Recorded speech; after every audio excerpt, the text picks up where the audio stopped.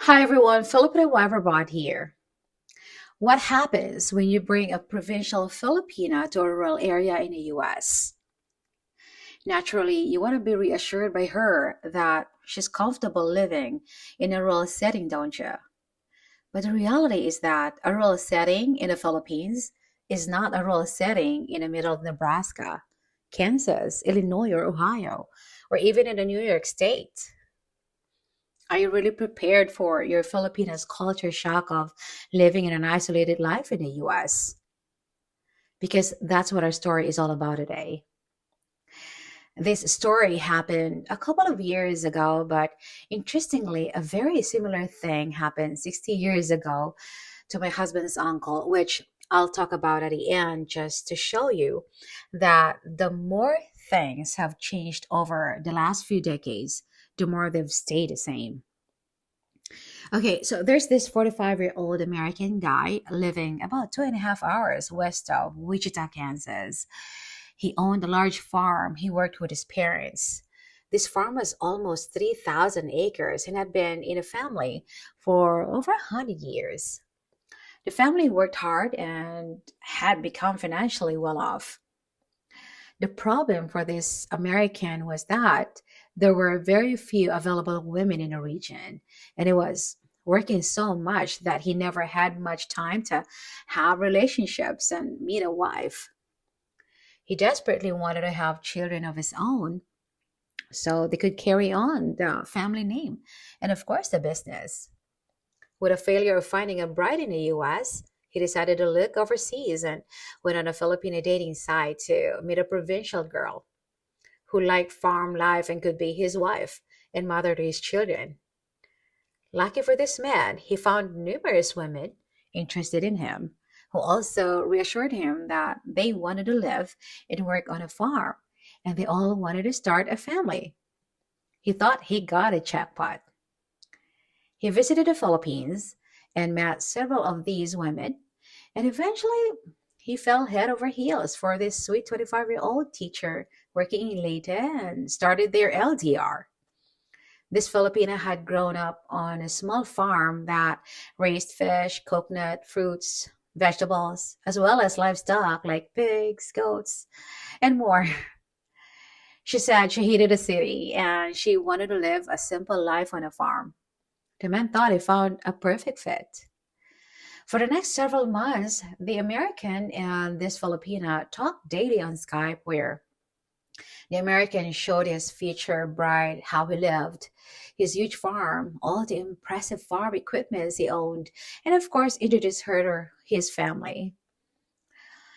The Filipino truly felt blessed to have found a wealthy American who had a nice family and was living a simple life. The man processed her K1 visa later on, and she arrived in Wichita about 18 months after they started their LDR. The American picked her up at the airport and they began the long drive to his farm. On their way to the farm, the Filipina noticed that there were very few homes along the road and they were all spaced very far apart.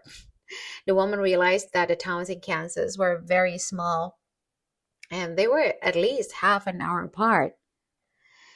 So when they arrived at the farm, the American's family greeted her and she was warmly welcomed. The next few days were spent exploring the farm, driving into town to pick up supplies, and figuring out how to use the American kitchen. She soon realized that her husband woke up early every morning, worked until breakfast and lunch, and then spent the afternoon either working or going to town. For the first time in the Filipina's life, she was alone most of the day. And she didn't have anyone she could visit or even see walking down the road. And she was afraid of mentioning this to her husband to be and told him how wonderful everything was. The couple got married, of course, and things went on like this for several months. The husband did his best to help his wife assimilate that. He helped her get a driver's license, got her involved with his church, and even helped find a teaching job. She eventually got pregnant and they had a beautiful baby boy. The man thought his life was now complete and he was really happy. The woman, however, was now dealing with postpartum depression and zero family around to help. She hadn't made any friends in the US, and she now realized that her baby would grow up in isolation. She simply did not want her child to grow up without other children around, with a constant sound of laughter and joy that you get in a Filipino family.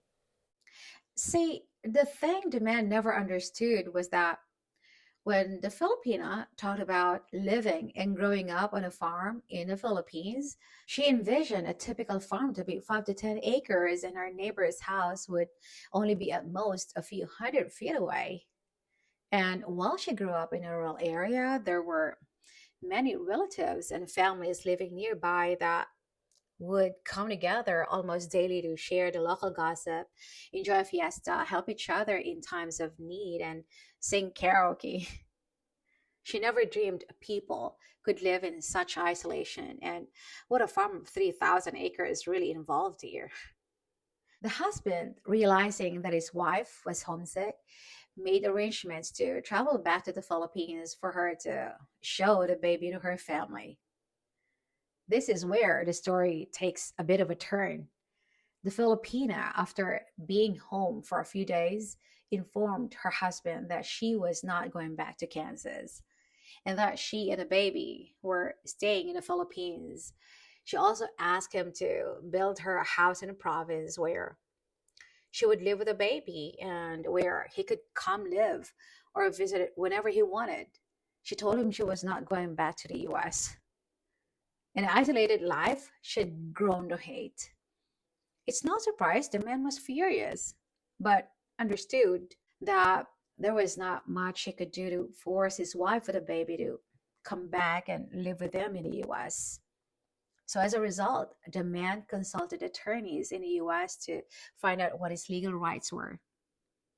Considering the child and his wife were both Filipino citizens, his options were limited.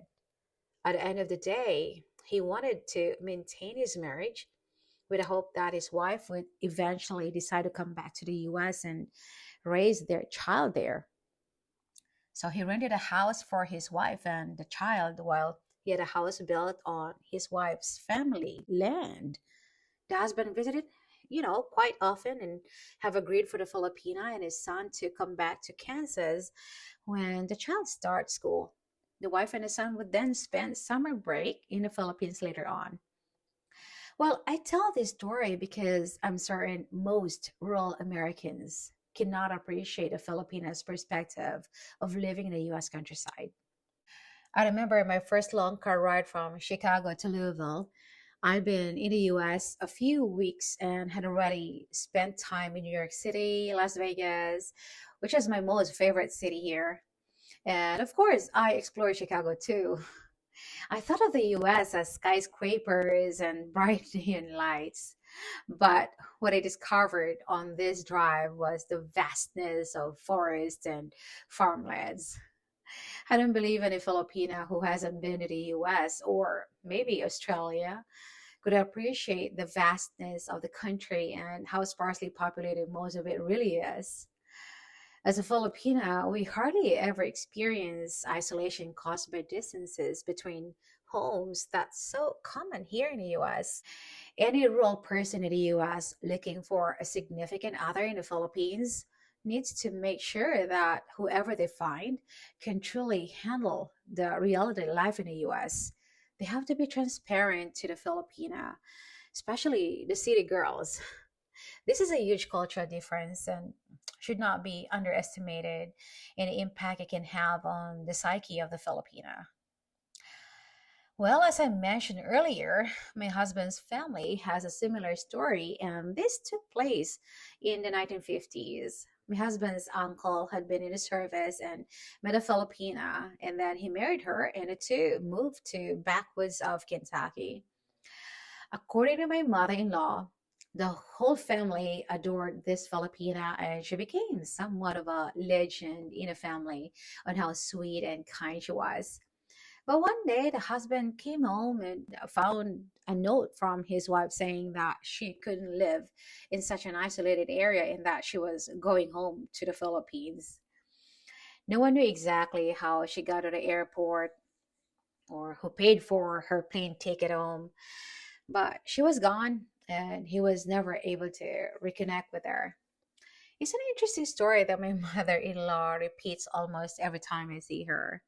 And it's a constant reminder of how important it is to make sure that the Filipinas' expectations of her life in America are realistic and that she's at a point in her life where she can handle whatever the living situation in the US might be when she gets here. A woman in her 40s, especially a single mom, is a high potential. One of the expectations I set with my husband when we started looking for our first house together was that I was not gonna live in the countryside. I wanted to live where I had neighbors reasonably close and I can walk to stores and restaurants. I didn't care about the noise, I didn't care about the traffic. I wanted activity and life around me.